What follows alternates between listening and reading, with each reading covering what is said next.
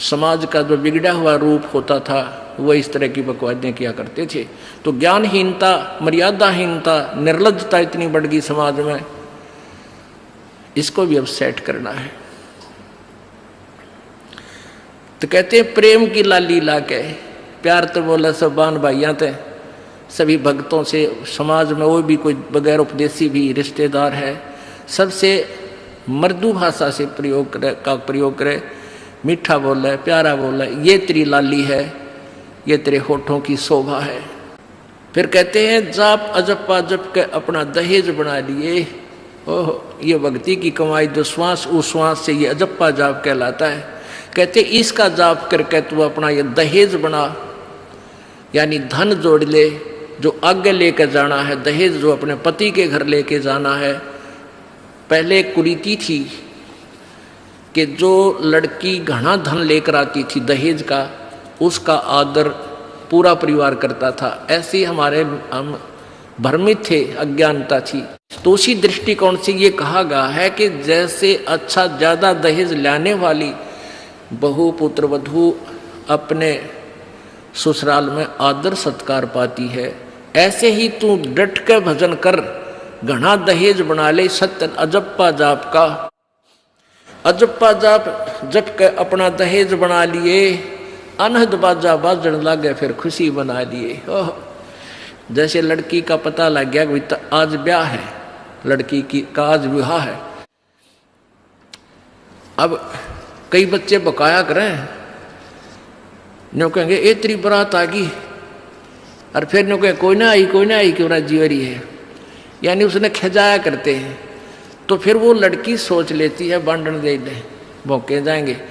तो कहते हैं जब वो बाजा बाजन लाग जा, तब सोच लिए बात लवा लाग ली कि आ गई बारात। तो कहते हैं आप भक्ति जब करोगे तो आपको ऑटोमेटिकली आपके ये ऊपर के, यहाँ से ऊपर के हिस्से में बहुत सी आवाजें, कई प्रकार की आवाजें आने लग जाएंगी। इसमें जो हमें आवाज सुनती हैं ये प्राथमिक भक्ति की लक्षण है, अंतिम नहीं है। हाँ, ये भी सुननी चाहिए, सुनेंगी, आपको अवश्य सुनेंगी, ना चाहते हुए भी सुनेंगी। और कभी सुनना चाहो तो कभी 2, 4, 10 मिनट, कभी कभी डेली नहीं, कभी ऐसे कान बंद करके एकांत स्थान पर सुन लेना, आपको सारा साजबाज अंदर बाजता दिखेगा, जिसकी भक्ति इस लक्षण हो गए। कुछ एक को वैसे भी सुनती हैं जिनके पूर्व जन्म की भक्तियां होती हैं, और फिर धीरे धीरे उनकी बंद हो जाती हैं, आगे कुछ नहीं सुनती, चाहे वो किसी का नाम जाप ले रखा है।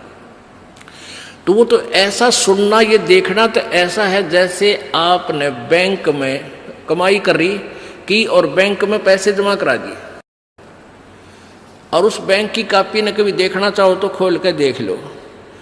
और ये दूसरे जो पंथ बताए हैं, ये साधना इनकी नाम गलत हैं, और कहते हैं ध्यान लगाओ, मेडिटेशन करो, कान बंद करके, आंख बंद करके, अंदर आवाज़ सुनो, शब्द सुनो, ये कोई फायदा नहीं। अब जैसे धंधा करता नहीं, और बैंक में जब पूर्व जन्म की पहले की जो डिपॉजिट है 20-30 हज़ार, उसने रोज देखे जाने, कहाँ 20,000 हैं, और 20,000 में काम तो ना चले, फिर वो निकलवाने भी उसी में तो पड़ेंगे, वो एक दिन जीरो हो जाएंगे। वो तो जैसे आपको ये आभास होंगे किसी भी वस्तु का, जैसे हम हमारी आँखों, आपकी जो भक्ति करते हैं उनकी आँखों के सामने बहुत सी चीज़ें ऐसे चलती दिखाई देंगी। कभी तो ऐसा आभास होगा जैसे कोई मक्खी आ गई, कोई मच्छर जा रहा है, या कोई ऐसी कोई लाइन सी दिखाई देती है। तो ये आपकी भक्ति की कमाई है, प्रतिफल आपको दिख रहा है। और कई एकादा क्या करे हमारे भक्त, एक बहन भगत भाई आया ने बोला जी मैंने तो आंख दिखा ली, मेरी तो आंखों में डिफेक्ट हो गया। वहाँ क्या हो गया कि आगे बेरानी काला काला दिखे जाए, नो देखूँ जब भी दिखा, मन तक कई डर भी लग जाता है। और डॉक्टर का इसका ऑपरेशन करेंगे, रमा भले आदमी क्यों आंख पड़वावे, ये तेरी भक्ति की कमाई दिखाई दे रही है, तेरी जो बैंक में जमा कराए हैं वो कॉपी में दिखे तेरे को, ये तो भगवान आत्मा ने दिखेंगे बेटा, जिनकी कमाई शुरुआत हो चुकी है। जेता अंजन आंजिए चश्मों में दिखंत, ने बोला सचमुच में, कहा सचमुच, फिर खुश हो गया रहा तेरा गजब भैया। तो ये जो सामने दिखाई देते घबराना नहीं, बहुत से भ्रमित हो जाते हैं क्योंकि बार बार ये दास नहीं बता पाता आपको। तो प्रत्येक सत्संग में आओगे तो कभी ना कभी हर पहलू पर विचार विमर्श दिया जाता है। तो घबराना नहीं है, ये आपकी आंखों के सामने कोई वस्तु दिखाई देगी, वो आप ही बताओगे, दास बताओगा तो तुम झूठ भी बोल दोगे। तो वो आपकी जितनी कमाई है वो अपने आप बढ़ती जा रही है, उसका लेवल बता रहा है। तो ऐसे अंदर आवाजें आएंगी, कई प्रकार की आएंगी, और उनमें से एक न्यारी आवाज आएगी, एक मुरली की आवाज आएगी।